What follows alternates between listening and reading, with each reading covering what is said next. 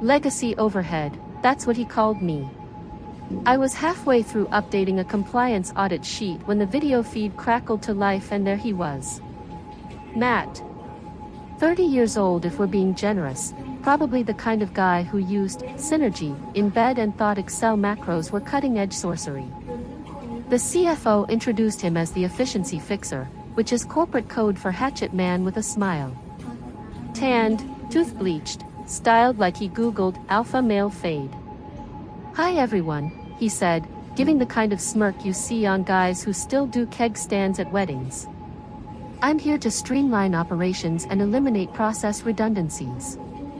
His eyes landed on me through the screen like he was scanning for which antique chair to throw out first. I didn't flinch, just clicked Save As on the folder I kept with every licensing document, federal renewal timestamp, internal compliance chain tied to my name, labeled it Church Pancake Recipes, and backed it up to a private drive. Dana Miller wasn't going out like a rookie. By lunchtime I heard him in the break room joking with two junior analysts about phasing out boomer infrastructure. I'm 42. Not a boomer. But in Matt's world, if you don't TikTok your workflow, you're obsolete. Then came the huddle. Open floor plan. Everyone standing around like it was an exorcism of common sense. Matt pulled up a slide deck filled with nonsense phrases like Agile Compliance Ecosystem and Decentralized Accountability Hubs. I watched 3 interns nod like they were witnessing the second coming of Elon Musk. Some of our team members, especially those with legacy responsibilities, will be reassessed to ensure alignment with our lean strategy, he said. Then, staring right at me, "We appreciate your historical contributions, Dana." Historical. Like I was a damn sarcophagus in HR's basement.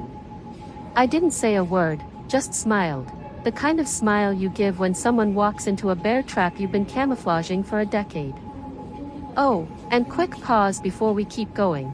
If you're listening and not subscribed, help a soul out. Trying to hit 10,000 subscribers so I can finally afford a chair without a missing wheel. Seriously, 95% of y'all listen without clicking the button. Just one tap and you'll make this girl real proud. Alright, back to the meltdown. That night I stayed late, not because I had to. I wanted to watch the system breathe, like a mother watching her kids sleep before CPS shows up. I double-checked my credentials across 3 federal platforms: free active certification renewal, control licensing PIN, and audit clearance, still tied to my name. I made sure the timestamps matched. Then I printed my contract clause, the one nobody ever reads, Section 7C. In the event of involuntary termination, all company-paid licensing responsibilities and regulatory certifications shall be considered void, and all credentials will be formally rescinded within 48 hours of contract nullification. Nobody noticed when I left the building, but I noticed the way Matt's eyes lingered on me that morning, like a lion staring at a cow not realizing the cow has access to predator drones. You ever see a man mistake a fuse for a shoelace? You will. By the next Tuesday, Matt had taped a poster above the copier that said, "Compliance is not equal to complacency." The font was Comic Sans. Then came the real fun. Everyone, yes, everyone, was told they had to re-interview for their evolved role. It was spun like a bonding exercise, like we should be grateful for a chance to pitch ourselves for the same job titles printed on our health insurance cards. One by one folks shuffled into conference rooms like kids headed to the principal's office. The newer hires came out smiling, parroting things like, "Matt really sees me," and "He's bringing fresh air." I wanted to tell them that kind of air comes from a busted sewer. When it was my turn, I didn't bring a resume. I brought silence. Matt barely looked up from his laptop. "Dana, you've been here a while." 10 years, I said. Cool as a cucumber in a snowstorm. Right. Institutional knowledge. We value that. His fingers tapped the keys, probably typing, "Fire Dinosaur," into Slack. He pulled up a half-baked organizational chart and pointed at a box labeled Regulatory Stewardship. Under it, my name, crossed out. Next to it, open to be reassigned. Then he clicked a tab labeled Q3 Renewal Delegation. My eyes clocked the file name, Q3_license_Ruth_plan_V1. In the comments, it read, "Can this be transferred downstream?" Downstream in Matt speak meant dumped onto someone too green to spell OSHA. I smiled. Didn't flinch. But inside, a siren started wailing. When I got back to my desk, I opened the database I'd built from scratch in 2016, the one that tracked every compliance certificate, its expiration date, which governing body it reported to, and who had signature authority. There were 43 items on the list. 43 licenses. 43 pieces of red tape woven together into one tight corporate noose, and all of them tied to me. Exported a fresh copy of the log, encrypted it, zipped it, renamed it employee birthday cake list and emailed it to a private account. Then I cleared the sent items. Call me paranoid, but I've seen what happens when children play with matches and call it innovation. Later that afternoon, he reassigned my inspection prep to a marketing intern who thought FDA stood for Food Design Aesthetic. No lie, she asked if that meant redesigning the lunchroom posters. Meanwhile, I was tasked with reorganizing the janitorial supply shelf. He said it would keep me in the loop at a foundational level. Foundational like mold? I asked. Politely. Then I asked if I still had admin access to our licensing dashboard. Matt blinked like I'd just spoken Aramaic. Oh, I think we routed that to Chloe last week. You don't really need it anymore, right? Chloe had just learned what a PDF was. I didn't argue. Just nodded. Logged into a terminal down the hall and revoked her access from the shadow admin panel I'd never told anyone about.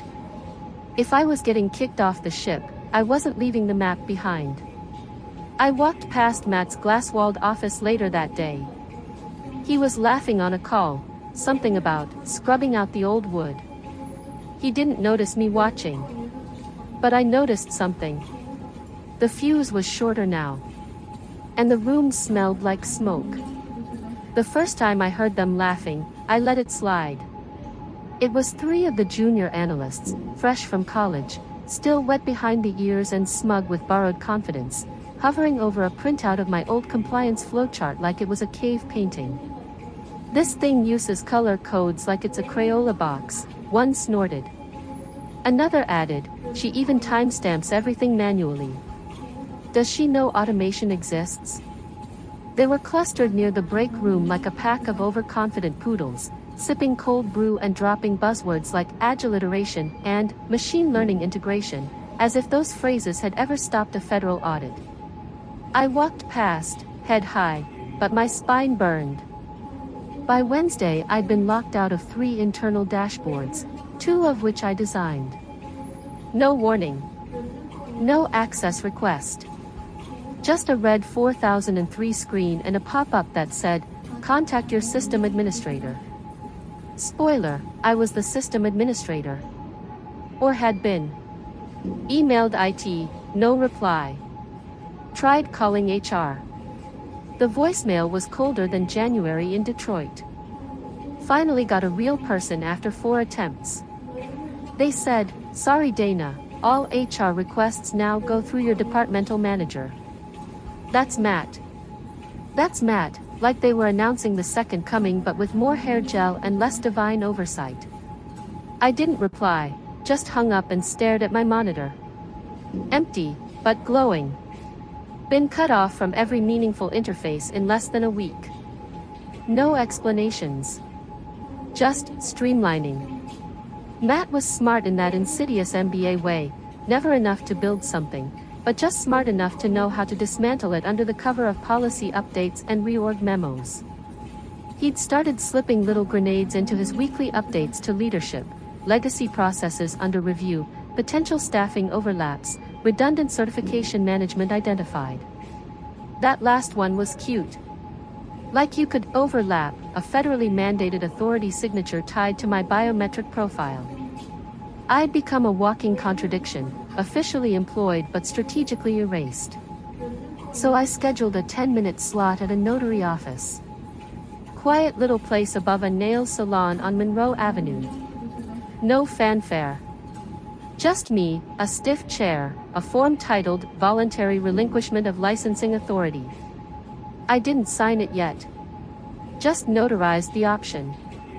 A safety pin tucked into my coat pocket in case things turned into friol. Afterward, I walked back to the office with a peppermint latte and the deadest smile you've ever seen. Matt passed me in the hallway and said, "Hope you're feeling more aligned this week." I nodded. Just tying up loose ends. He smiled. Corporate snake smile you'd find in the self-help section of a Barnes & Noble next to Crush It and a scented candle. What he didn't know was that every loose end I tied came with a fuse, and I had the match. It happened on a Monday because of course it did, the kind of Monday where the air in the office feels like microwaved plastic and everyone pretends they like their jobs just enough to survive another week. We were all gathered for Matt's new weekly Momentum Sync, which was basically a TED Talk for sociopaths. He stood at the front of the open floor bullpen in his tight blue blazer and did that palms out gesture like he was calming down a herd of sheep. "Let's start with some candor," he said. "That's how you always know someone's about to gut you in public, when they lead with candor." "We've been doing a lot of reflection over the last few weeks," he went on, pacing like he was about to sell us timeshares in hell. "While tradition has value, stagnation is a threat." He stopped right behind my chair. I didn't turn around. "And unfortunately," he said loud and clear, "certain legacy roles are no longer aligned with our forward momentum." People started shifting in their seats. Some looked at the floor. A couple glanced at me. One kid tried to smile like this was normal, like we were just watching someone lose their parking spot and not their livelihood. Then came the final, effective immediately, Matt announced, "Dana Miller's position has been phased out." No warning. No meeting. No one-on-one. Just a sentence in the air like a bullet. I stood up, not because I was shaken but because my legs felt too steady for how much they wanted to kick him through the wall. HR, two of them, both young, both avoiding eye contact, walked up holding a glossy folder like they were delivering communion. I took it, opened it, flipped to the termination page. No severance, just legalese and a line to sign. I pulled a pen from my own bag, signed it in a single stroke, then said, "I'll need a printed copy." Matt blinked. "It's all digital." I said, "Printed." HR hesitated. I stared. For minutes later I walked out of that office with a paper copy, a stapled receipt, and the calm of a woman who knew exactly what she'd just done. You see, when I signed that form, Section 7C of my contract activated a silent clause across 3 federal databases, an invisible tripwire. Every active certification paid for by the company, my certifications, immediately queued for auto-revocation. Not just expired. Not just suspended. Nullified. At 7:13 p.m. that night my phone pinged with a confirmation email. "Your authority over licenses #CN 8835-44, FD 2210-98, and #MDR 5081-02 has been formally relinquished. Entities dependent on these licenses will be marked non-compliant in 24 hours unless reauthorized by a certified replacement." I didn't forward it. Didn't screenshot it. Didn't even reply.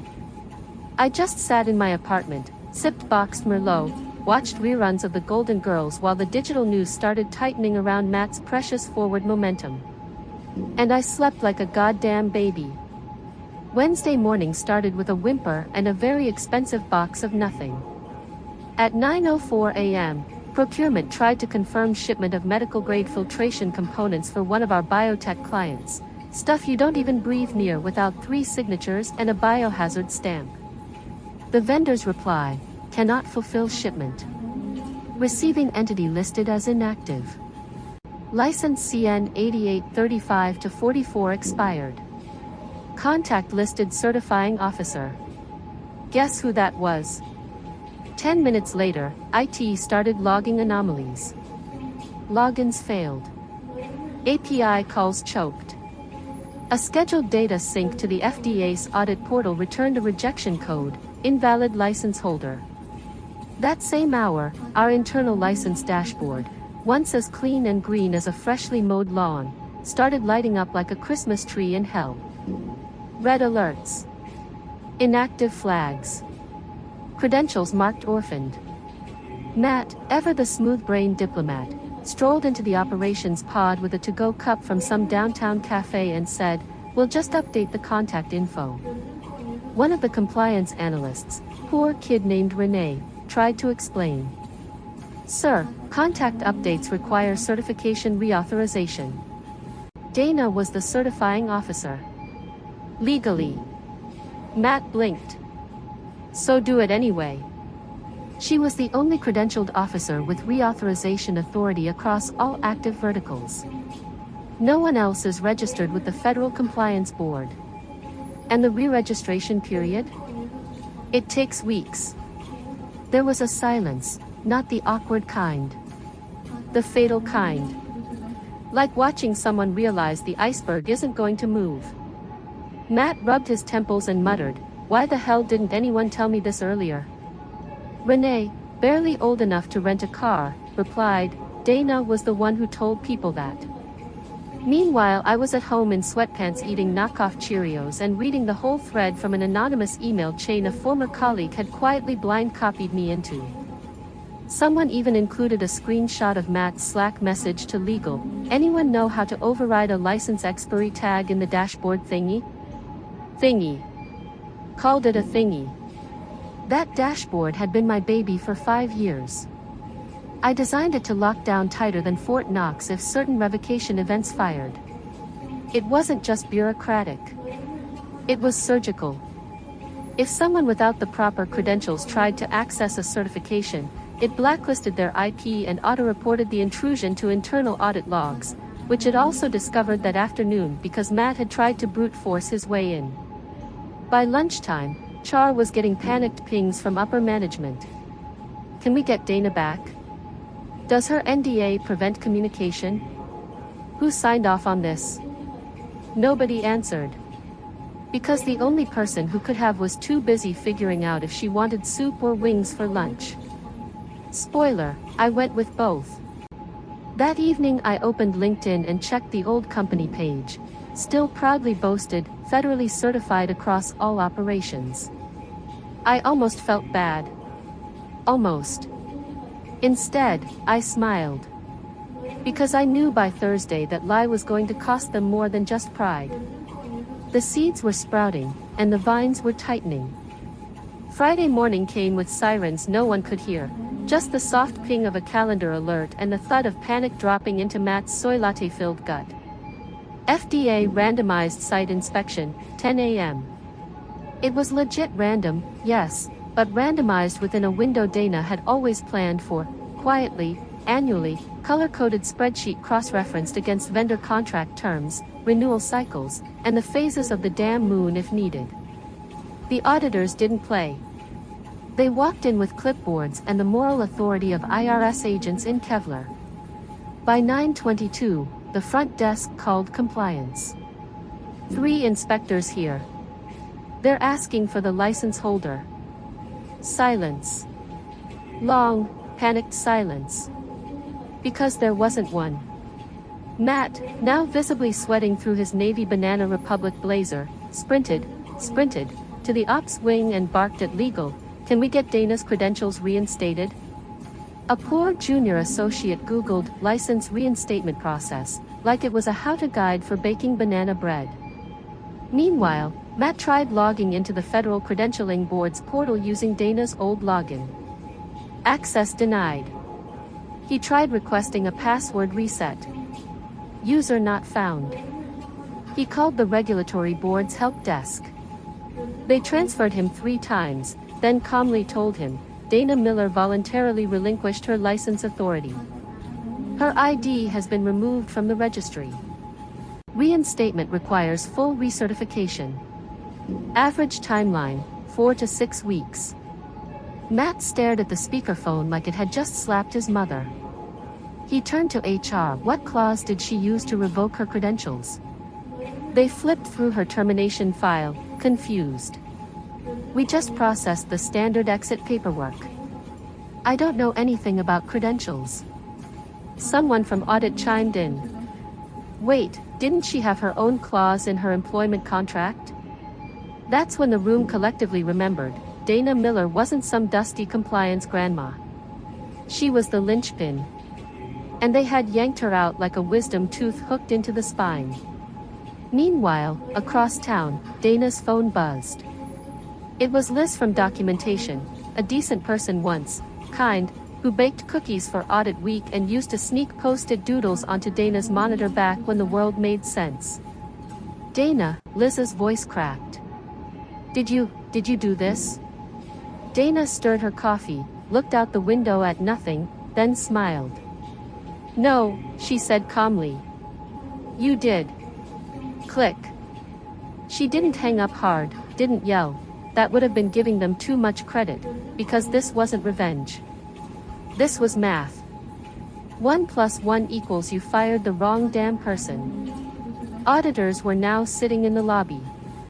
The company legally couldn't allow them into the secured wings without a licensed compliance officer present, which meant the audit couldn't proceed, which meant every single vendor and client relying on certified compliance for active projects would be in technical breach of contract in approximately 4 hours.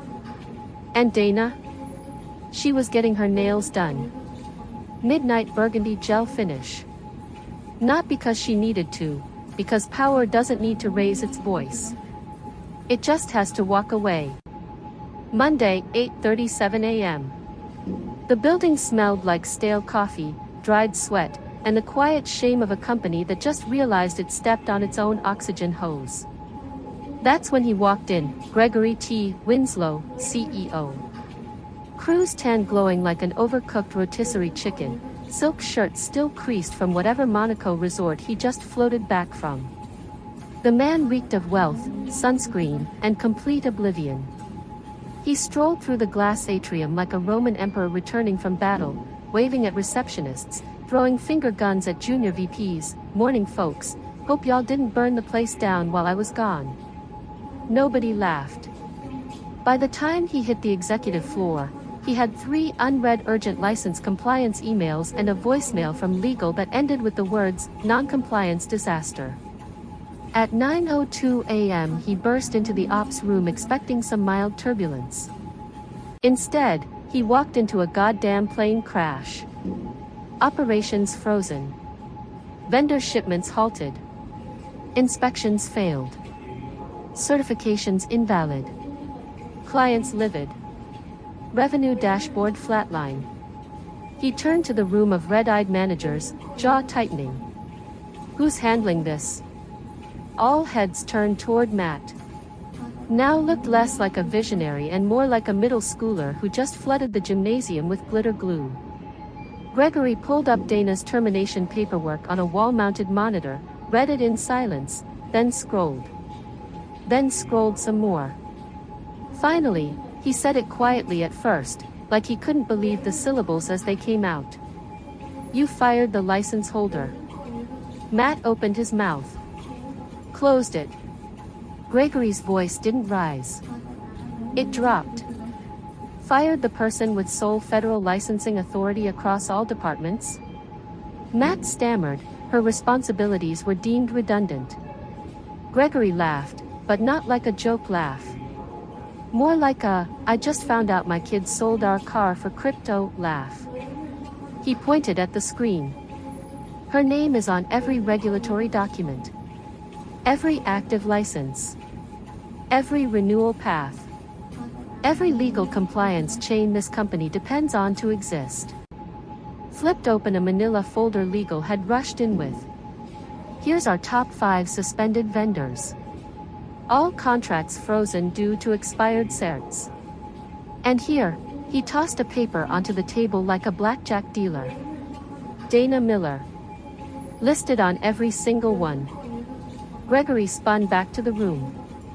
And you let a kid who still writes in buzzword soup fire her? Matt tried one last Hail Mary. I thought we could reassign it.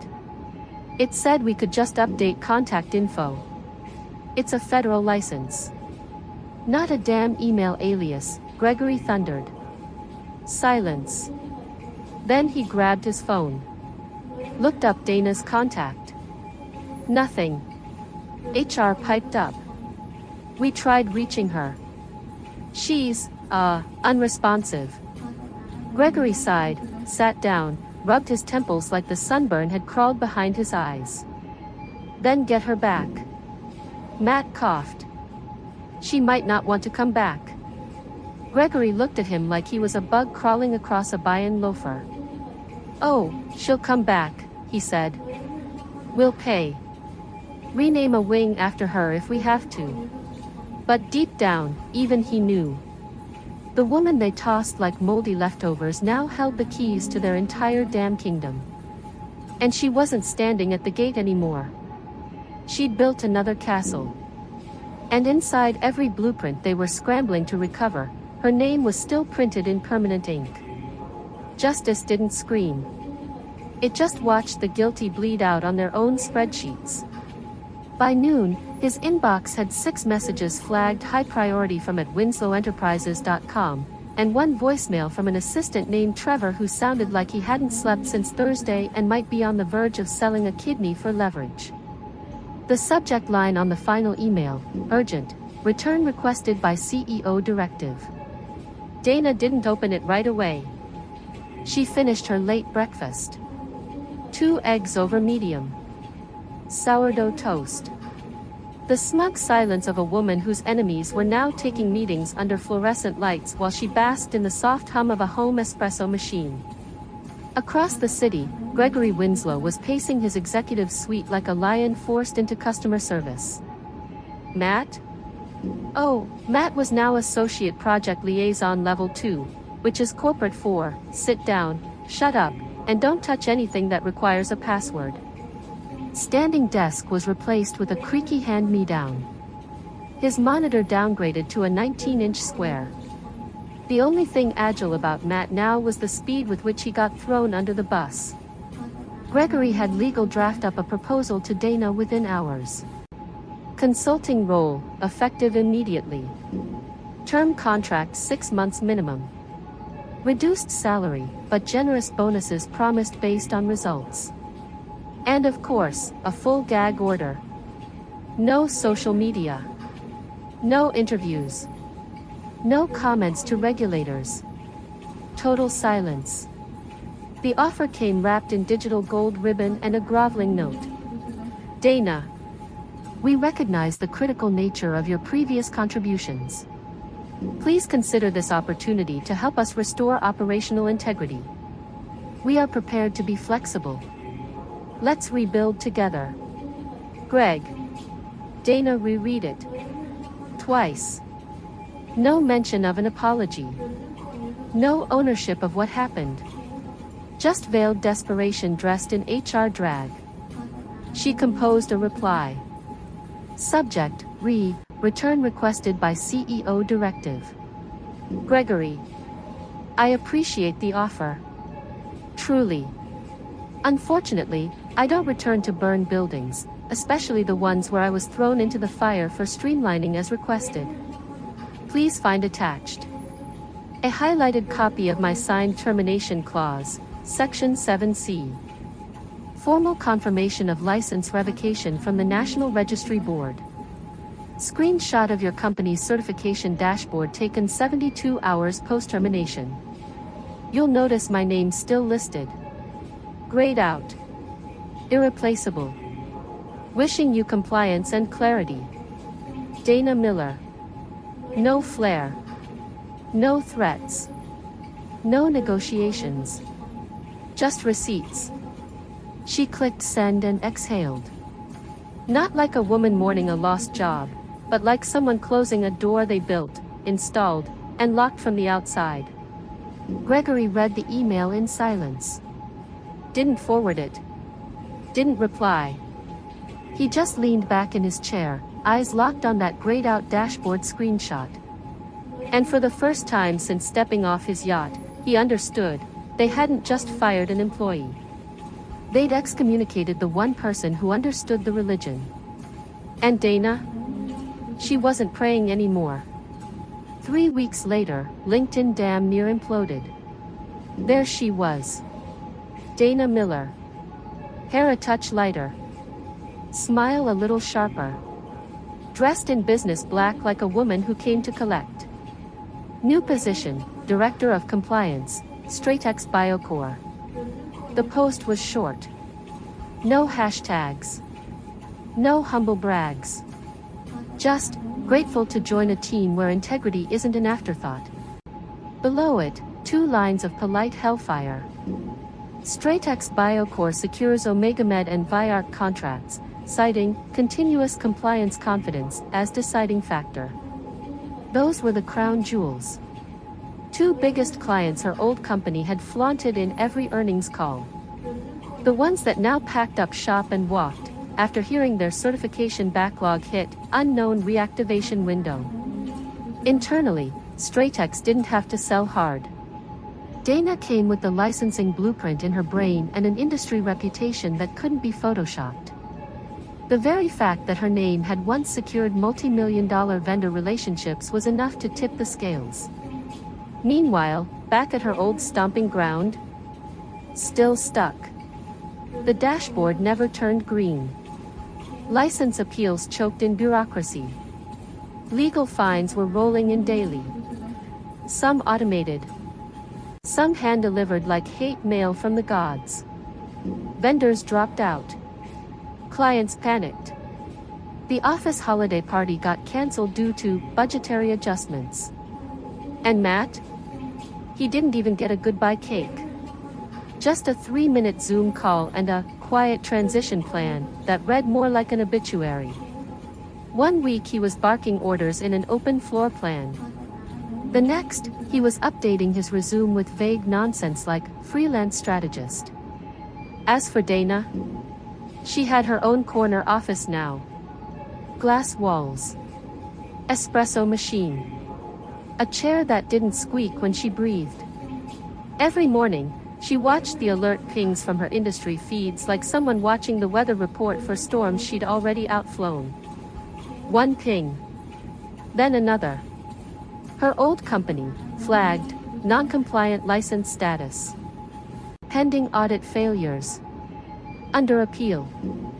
She took a sip of her coffee. Colombian black with a pinch of smug. She leaned back, calm and centered. Above her desk, pinned to her monitor with a blue push pin, was a single yellow sticky note. No signature. No emoji. Just 5 words, written in steady, no-nonsense block letters. In case they ever forget. I was the license. Thanks for joining the fun, you office survivors. Subscribe for more switch-flicking drama. Let's make your former coworkers sweat.